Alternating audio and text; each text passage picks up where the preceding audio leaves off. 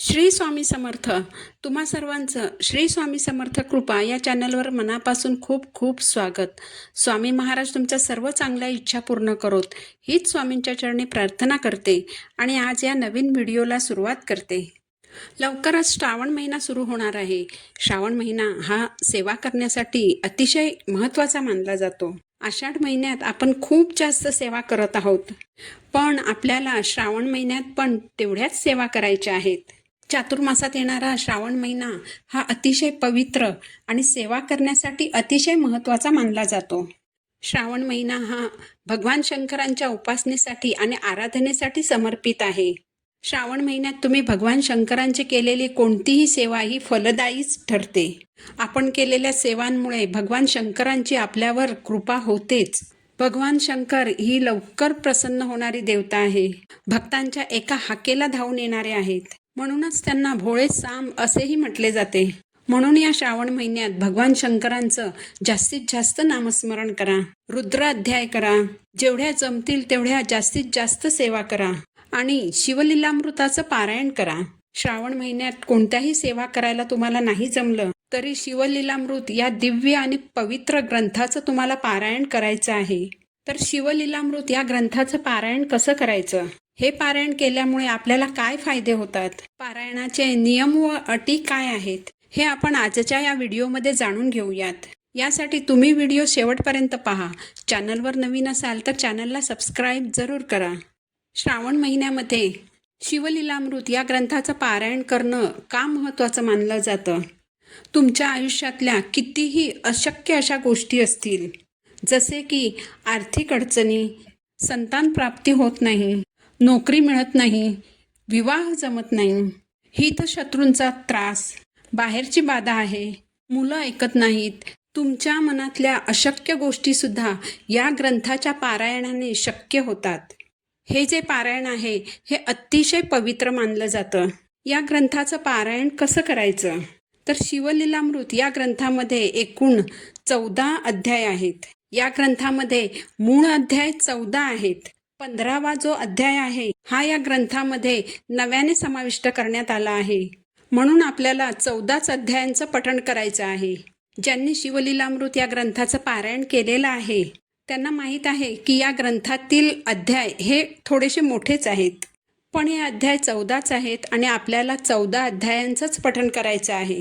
नियमानुसार या ग्रंथाचं पारायण हे 7 दिवसात करायचं असतं, पण काही जण 3 दिवसातही या ग्रंथाचं पारायण करतात.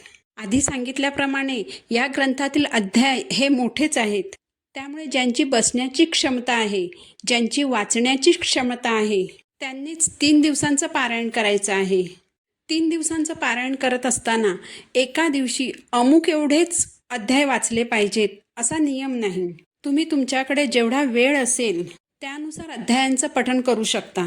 म्हणजे पहिल्या दिवशी तुम्ही जर 5 अध्याय वाचलेत, दुसऱ्या दिवशी 5 अध्याय वाचलेत आणि तिसऱ्या दिवशी 4 अध्याय वाचलेत तरी चालणार आहे.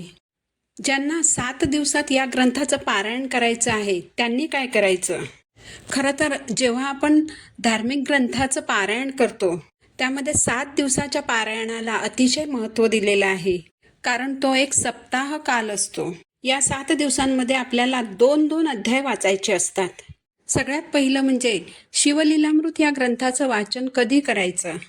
भगवान शंकरांची सेवा करण्याचा अतिशय महत्त्वाचा जो काळ असतो तो म्हणजे प्रदोष समय. तर प्रदोष समय म्हणजे काय? तर सूर्यास्ताची जी वेळ असते, म्हणजेच साधारण 6-6:30ची जी वेळ असते त्याच्या अगोदरचा 1.5 तास आणि सूर्यास्तानंतरचा 1.5 तास, हा जो एकंदर 3 तासांचा वेळ असतो त्याला प्रदोष काळ असं म्हटलं जातं. म्हणजे संध्याकाळी 4:30 पासून ते 7:30 पर्यंत तुम्ही या ग्रंथाचं पारायण करू शकता. जे जॉब करणारे लोक आहेत, ज्यांना प्रदोष काळात पारायण करणं शक्य नाही, अशा सर्वांनी सकाळी लवकर उठून पारायण केलं तरी चालणार आहे. या ग्रंथाच्या पारायणाला सुरुवात कधी करायची?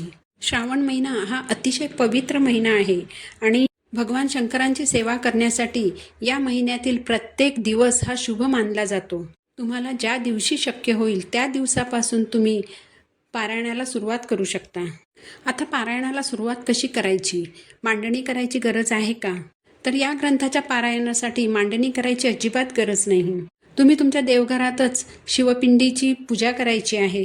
ज्या दिवशी पारायणाला सुरुवात करणार असाल त्या दिवशी शिवपिंडीवर अभिषेक करायचा. भगवान शिवशंकरांना अभिषेक अतिशय प्रिय आहे. म्हणून प्रथम पाण्याने, मग पंचामृताने, मग पुन्हा पाण्याने शिवपिंडीवर अभिषेक करायचा आहे. त्यापूर्वी दिवा प्रज्वलित करायचा, कारण कोणतीही पूजा ही अग्नीच्या साक्षीनेच केली जाते. त्यामुळे शक्य झालं तर तुपाचा दिवा लावा, नाही शक्य झालं तर तिळाच्या तेलाचा दिवा लावला तरी चालणार आहे. जी व्यक्ती पारायणाला बसणार आहे तिने पांढऱ्या रंगाचे कपडे परिधान करायचे आहेत. भगवान शंकरांना पांढरा रंग अतिशय प्रिय आहे. म्हणून शिवपिंडीवर अभिषेक केल्यानंतर पांढरी फुलं, पांढऱ्या अक्षता, पांढरं वस्त्र अर्पण करायचं, भस्म अर्पण करायचं. शिवपिंडीवर भस्म अर्पण करताना 3 बोटांनी भस्म अर्पण करायचं आहे. आपल्या उजव्या हाताची तर्जनी, मधलं बोट आणि करंगळी शेजारचं बोट, या 3 बोटांना ब्रह्मा, विष्णू आणि महेश असं संबोधलं जातं. त्यामुळे या 3 बोटांनी भस्माच्या 3 पट्ट्या शिवपिंडीवर ओढायच्या आहेत. त्यानंतर तीच 3 बोटं आपल्या कपाळावरही ओढायची आहेत. यानंतर पिंडीवर 11 बेलपत्र अर्पण करायची. बेलपत्र अर्पण करताना ओम नमः शिवाय या मंत्राचा जप करायचा आहे.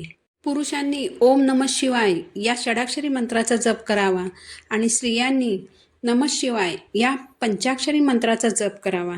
शिवपिंडीवर बेलपत्र अर्पण करताना ते पालथं अर्पण करायचं आहे. बेलपत्र अर्पण करण्यापूर्वी पानाच्या देठाला जी गाठ असते ती काढायला विसरायचं नाही. पारायणाला सुरुवात करण्यापूर्वी संकल्प करायचा आहे.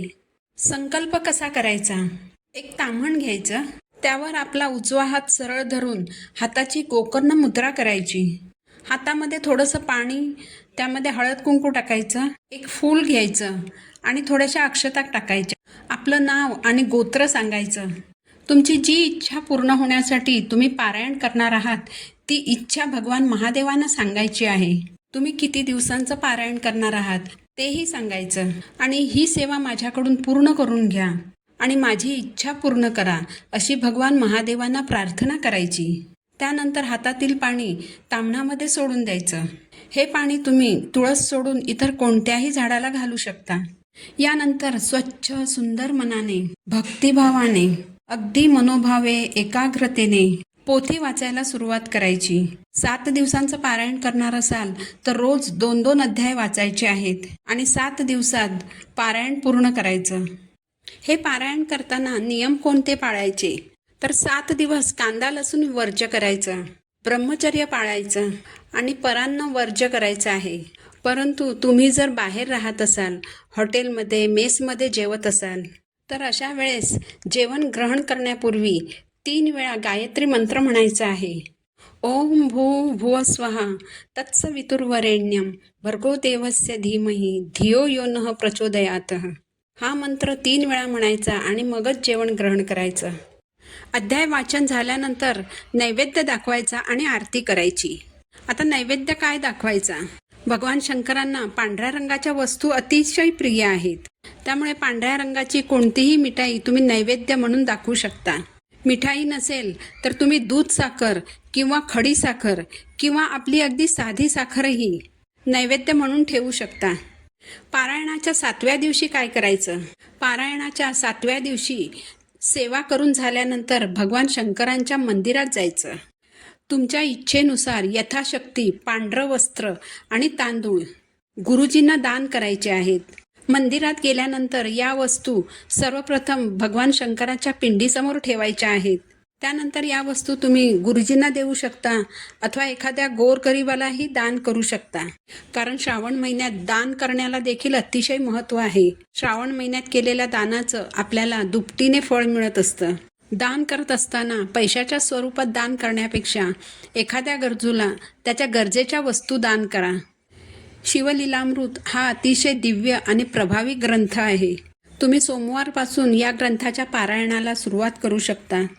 योगायोगाने यावर्षी श्रावण महिन्याची सुरुवात सोमवारपासूनच होत आहे. त्यामुळे तुम्ही येणाऱ्या सोमवारपासून देखील पारायणाला सुरुवात करू शकता. झालेली सेवा महाराजांच्या चरणी अर्पण करते. पुन्हा भेटू नवीन व्हिडिओसोबत. श्री स्वामी समर्थ.